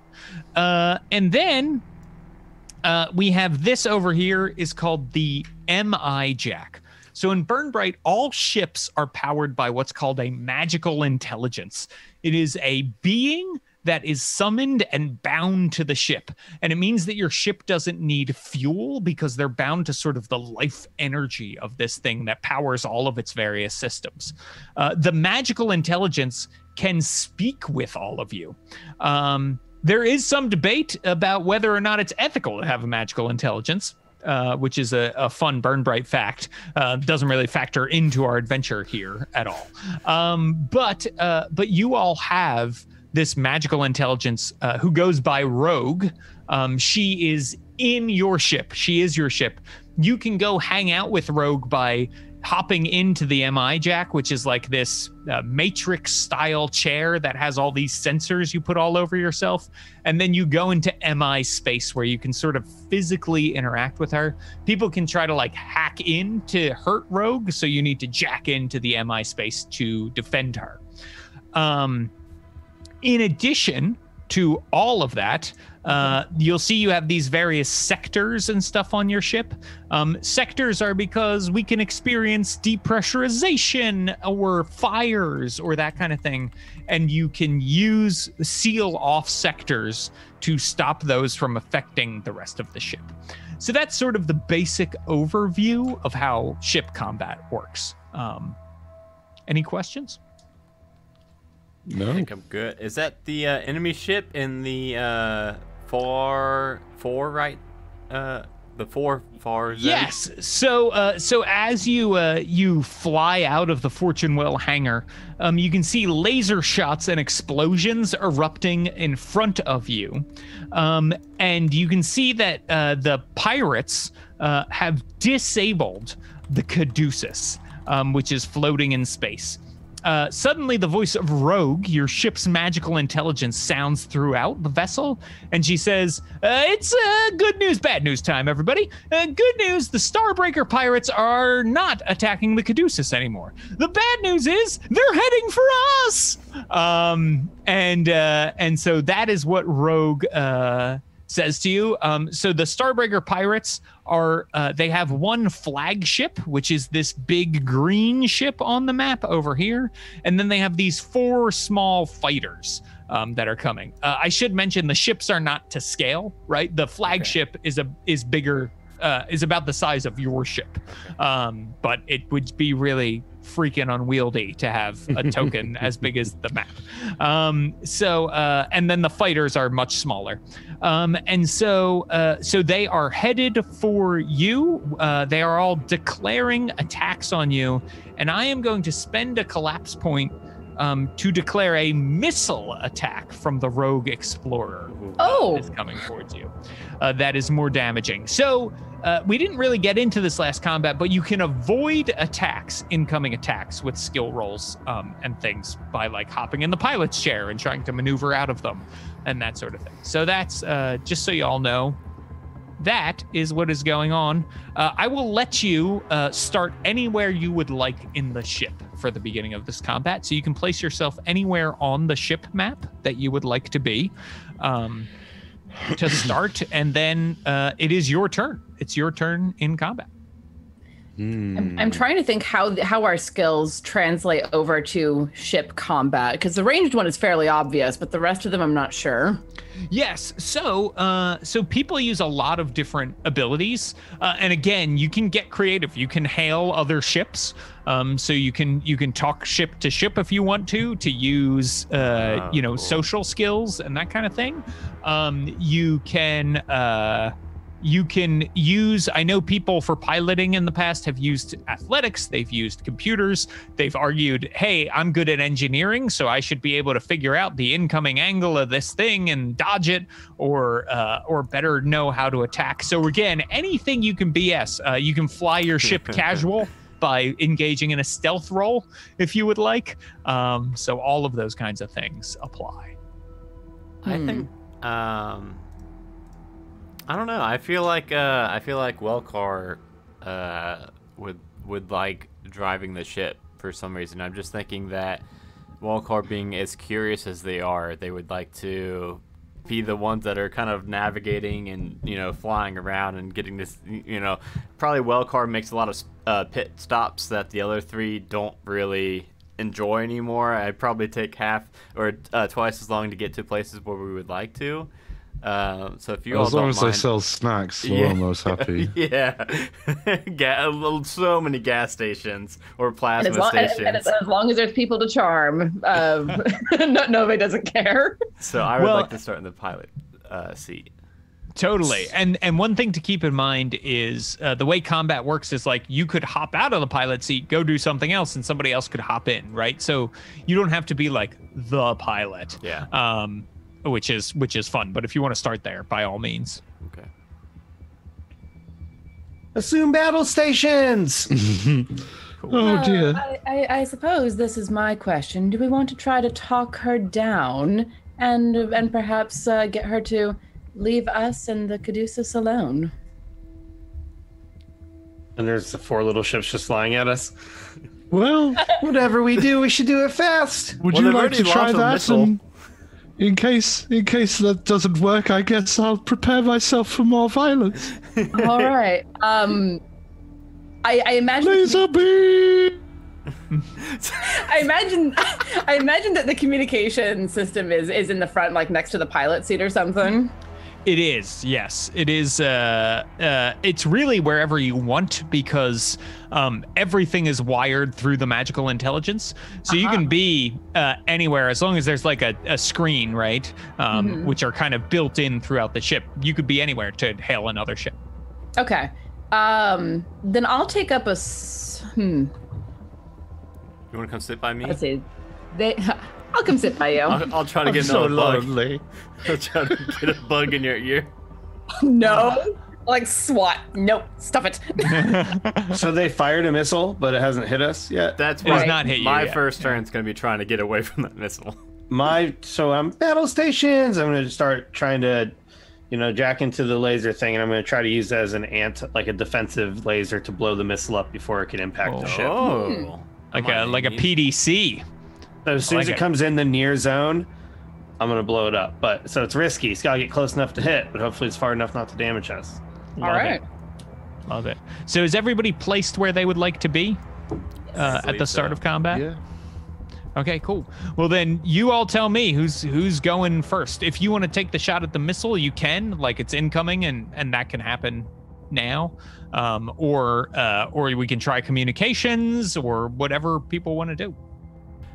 Okay. I'm trying to think what it could be. Maybe perception, since we're trying to like time it perfectly, like let it get close enough, but then also not let it go too far. I 100% buy that. So it's still complexity 2, no matter. Complexity 2, Okay. yes. Nice. Nice. All right, nice. Yeah, so you do time it perfectly. And you shoot that missile down out of the air before it can hurt you. That's one problem taken care of, but there's still 4 more coming at us. Well, let's see if we can't talk them down a bit, and maybe see if I can work any better on plasma ghosts than I can on doggos. Okay, excellent. So yeah, I'll open a communication channel to the flagship, the mothership. Mm-hmm. So the flagship, let's see, is called. It did have a name. Sorry, I'm looking at my notes. No worries. The Black Hole. Oh yeah. And the captain, who comes on screen, she is an Olran, but she is a plasma ghost. So she's one of the crystalline folk. And appears in front of you, and she has like an eye patch, a ghostly eye patch over one eye, and she says, "Har, Captain of the Starbreaker Pirates, Lopo here. Har, har, yar." Sorry. Wonderful. Thank you. Good day to you, Lopo. This is the Rogue Explorer, and I am Nove. Pleasure to meet you. And we were hoping to have a chat with you to see if we can't work out some of these differences that seem to be occurring. There's no need for us to shoot each other out of the sky. We can talk like reasonable sentients. I am going to need a skill roll here. Okay. Suave? I'm going to go with Suave. Suave makes the most sense. Suave, for sure. So complexity 2. Yes! Finally, Tiana. Yes. Seriously, like I'm built to be the bard and I'm fucking up the Suave.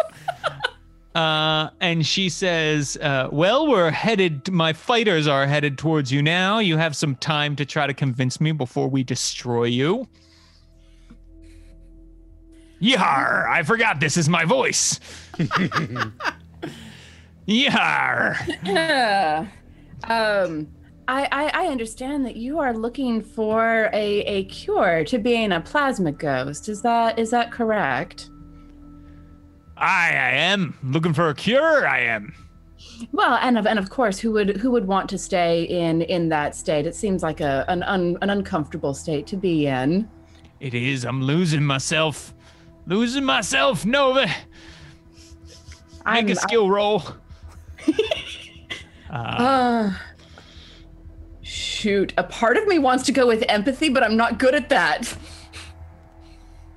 Earn those Nova points. Yeah, get the Nova points for that. That's a good point. Ooh. Well, we're in combat, so the one that I would want to use is making friends. Mm-hmm. Where you spend a Nova point to make a social skill roll to influence one standard weak or minion creature, and I bet she's not a standard. Well, she might be a standard creature.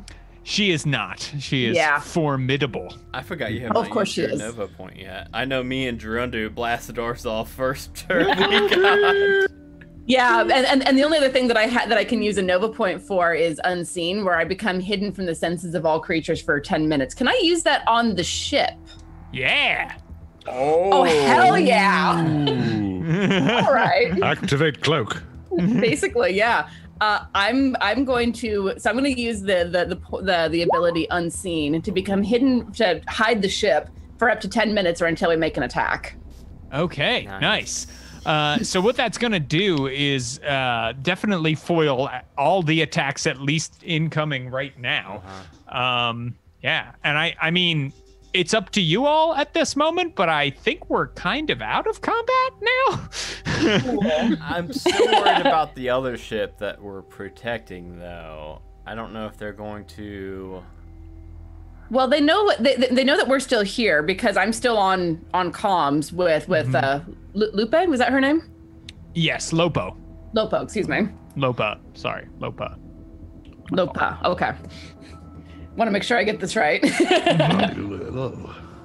All right. Well, we've given ourselves a couple of extra minutes, so why don't we talk about this? Well, they already told me over at the Ganover Guild that they said it's impossible. So I decided to destroy them because they're not smart. Do you say it's not possible? I say that the way hasn't been found yet. That doesn't mean that it's impossible. There was a time when what we are doing right now was considered impossible, but we found our way past those barriers. I have an idea. Uh-oh. The violence jelly. I am a well-trained physician, and also I have some radical ideas about reconstituting your physical bodies. Would you be interested in hearing them? Yes, I would. What I want to do is convey exactly the opposite, and give them extremely bad advice that will cause them to deteriorate faster rather than heal them, using my medical knowledge. Sure, yes. Okay, so I'm going to say this is a complexity 3 roll. Is it? Come on. What skill are you using, Trento? Yes. Whoa. Medicine. Yes. Excellent. Oh, right, Those and are you the have bad things. that complication that raised it to complexity 4 and Oh, still I was wondering succeeded. what those for. Wow. Nice. Well done, man. Kill yourselves, please. And they say, To keep us alive. all right, so you're sure we drink these chemicals from the fire suppression system? 100% certain that this will cure you completely. Oh no. This is like the carbon 2185 doctor. You will have no further problems. You don't And even have you hear her say, all right, crew, you heard him. Drink up. And I feel like Jim Jones. yeah, I know. It's very bit. dark. Sorry, everyone. The 4 fighter ships just immediately go spiral out of control and fly into the burn. And I'm a pacifist. she comes back over comms and says, that's why you always have your crew do it first.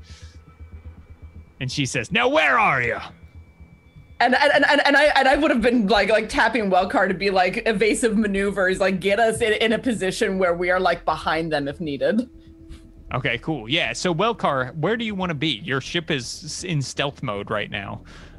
What zone would you like to put their ship in, their flagship? I would like them to be in our 4 near zone. Boom.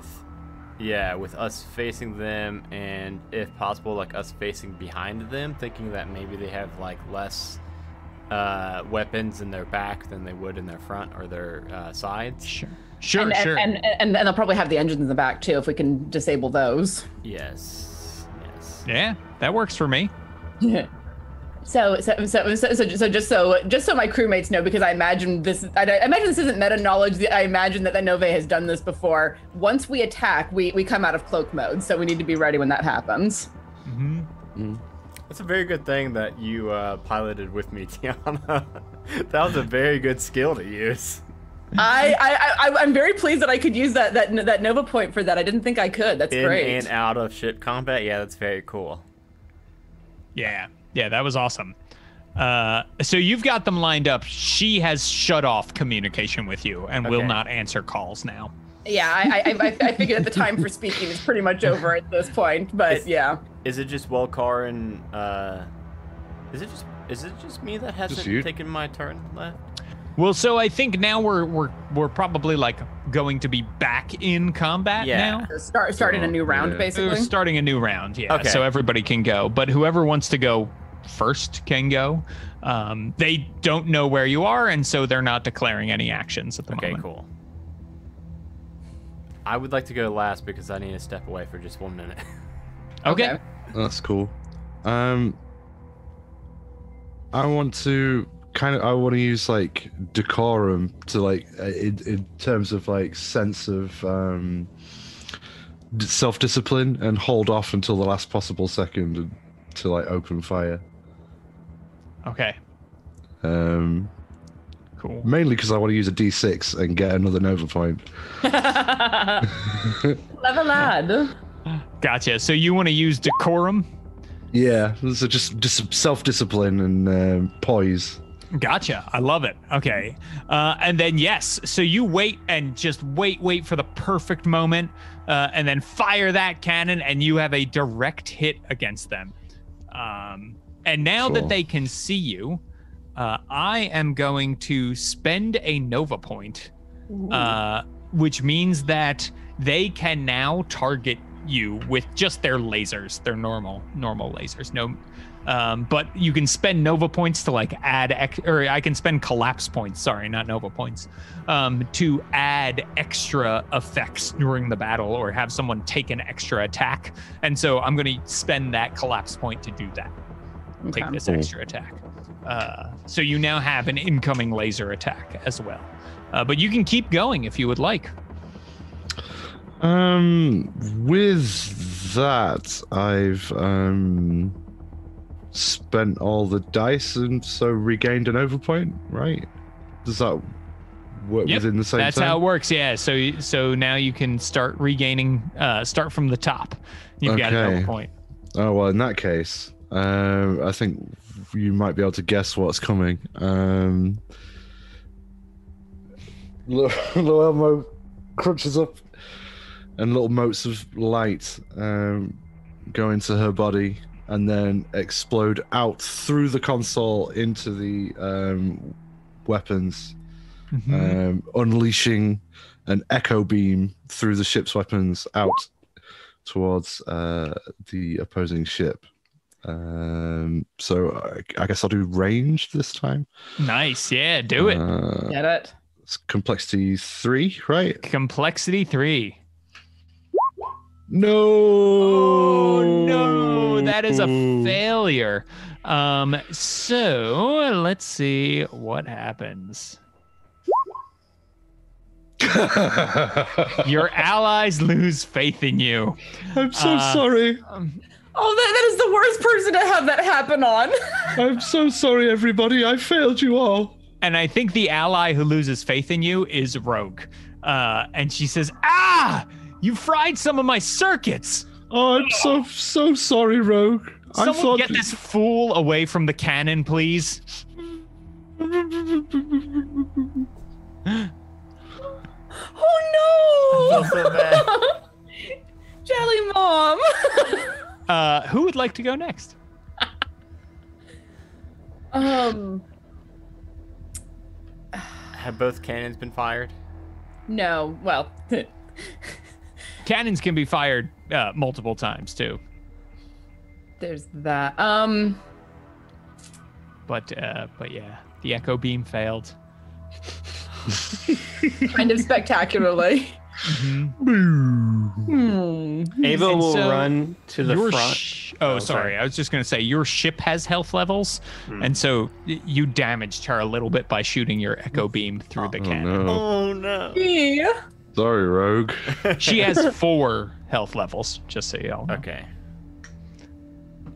Okay, well, with that being said, well, I don't know. So my plan, I don't want to damage the ship more, but it actually makes sense that it might.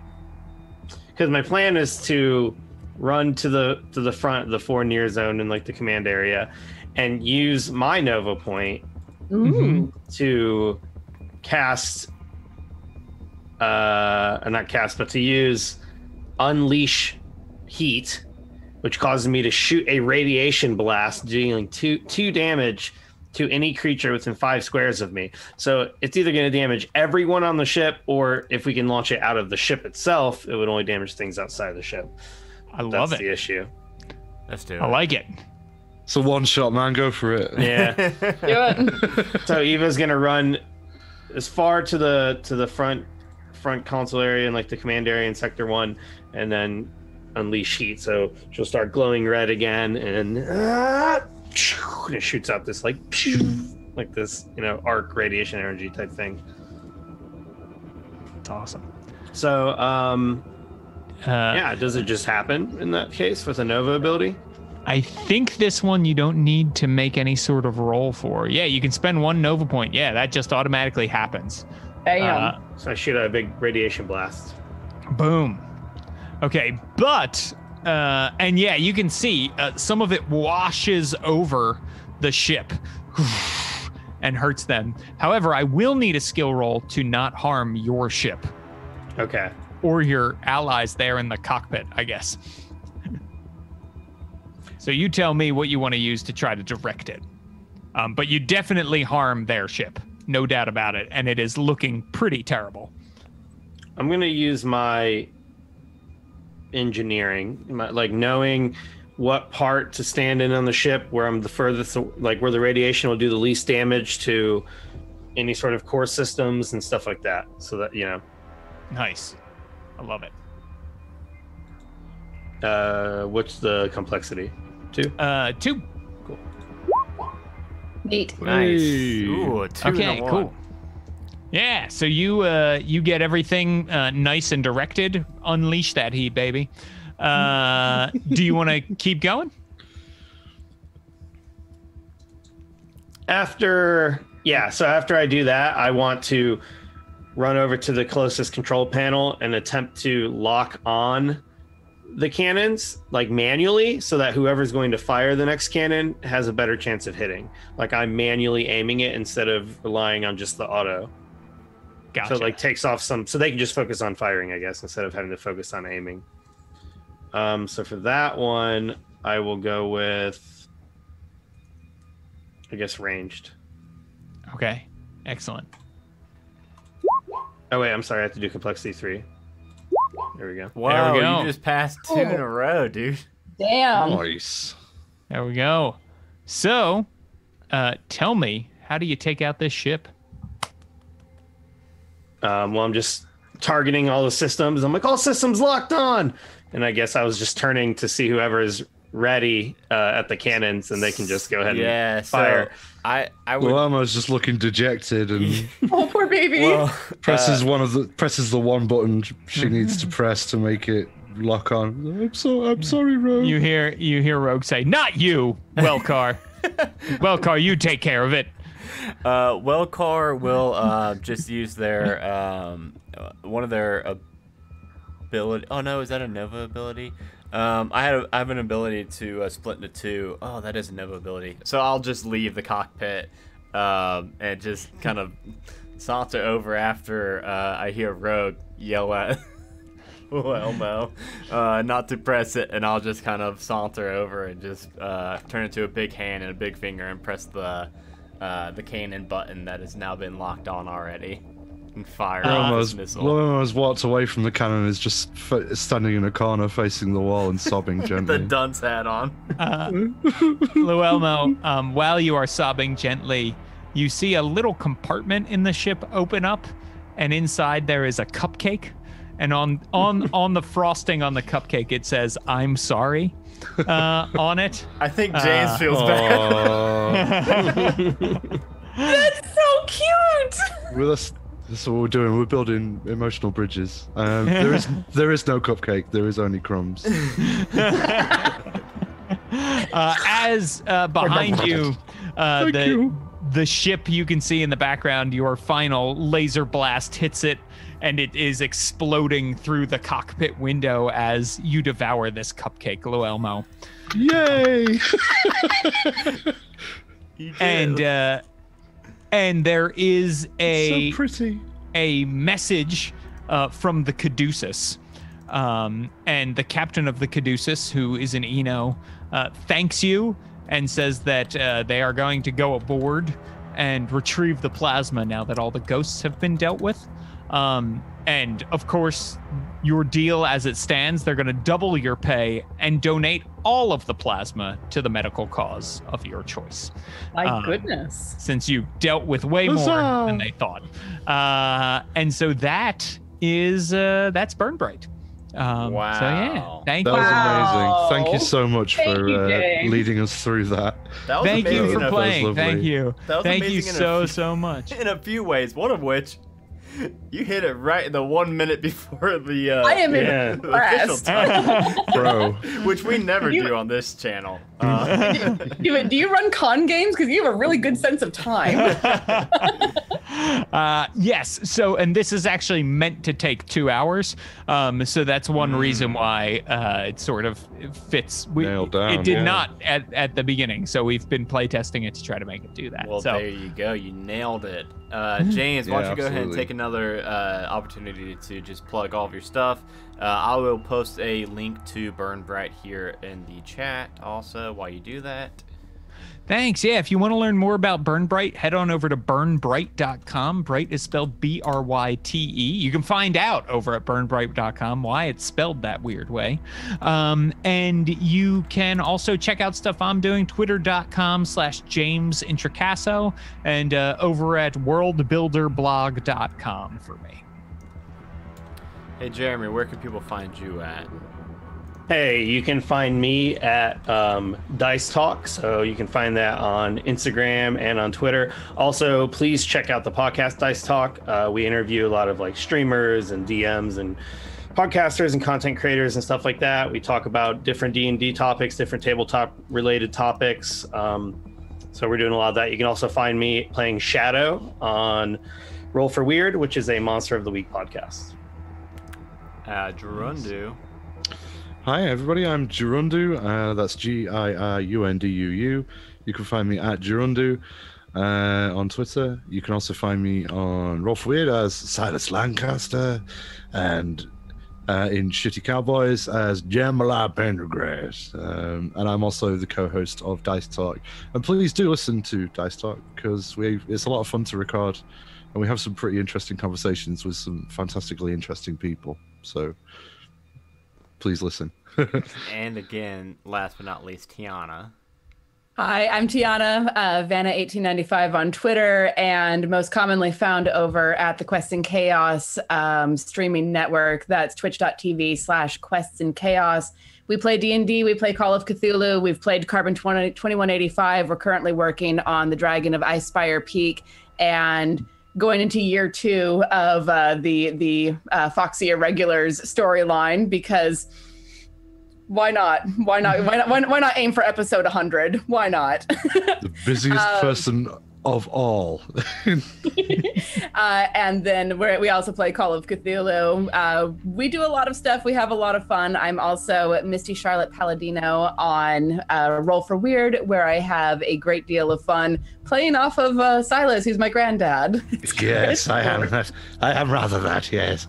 I describe her as being a female Harry Dresden, because that's what she was meant to be for the one shot that we were supposed to do, and then turned into a podcast.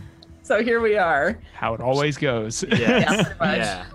So again, definitely check out Burn Bryte. Grab it. This is a system that I have been looking forward to playing for a very long time. Grabbed it on launch day, and have just been kind of waiting to play it, because I've been kind of planning on the back burner maybe a Twitch series using Burn Bryte, because I love tabletop systems in space. So I think now, after getting this taste, I think that is more and more likely to become a vision that is going to come to pass, because this was amazing, James. Thank you so much for this. Yeah. This was some of the most fun I've had playing a tabletop system and tabletop game in a very long time. Really intuitive. Yes, yeah. It's very easy to grab onto, pick up. It works very well for streaming. Works very well in Roll20, and I think that's what maybe leans it a little bit, towards the streaming.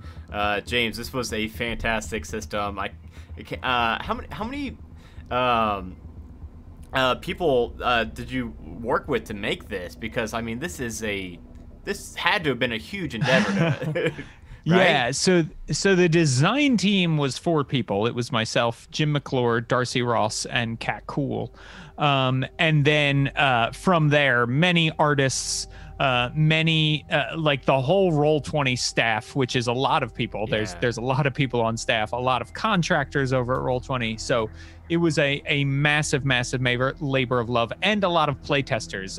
So we listed all of our alpha playtesters, but then Roll20 did like an open kind of beta test that their Pro and Plus subscribers could do, and a bunch of people gave us feedback there. So it is a labor of love with a lot of people over the course of 3 years. So very excited. Thank you for the kind words about it. I really, really appreciate it. So. Yes, this was, I had an absolute blast start to finish. I'm actually kind of sad that it had to end, but... Same, honestly. Yeah, but like I said, everybody keep your eyes peeled, Monday. because this might be a weekly or bi-weekly stream coming in very soon, because dang, this is a fun system. So again, thank you so much, James, for joining us. And everybody, what is our next stream? I guess Thursday, solo rolling. I will be here for the second half of To Hell and Back again. So excited for that. And if you're not following us on this channel, go ahead and follow us. My personal goal is to hit 500 followers by by 2021. So before we go, one last thing. Yeah. I think it's two weeks today, right? NBA drops. Yes. Motorist Bloodsport Association, which will be a weekly stream in which myself and Adam DeWeese will be playing commentary over an arena battle featuring a rotating series of guest stars. But Join us on every Monday night for the Motorist Bloodsport Association. Yes. I'm very excited for that one. That one's going to be a lot of fun. That's ridiculous, and I'm so excited. So again, That's thank you all so much hilarious. for watching. James, thank you for making the system, and thank you for GMing for us tonight, and thank you for joining us. So everybody, we will see you Thursday on this channel. Bye, everybody. Love ya. Awesome. Bye. Bye.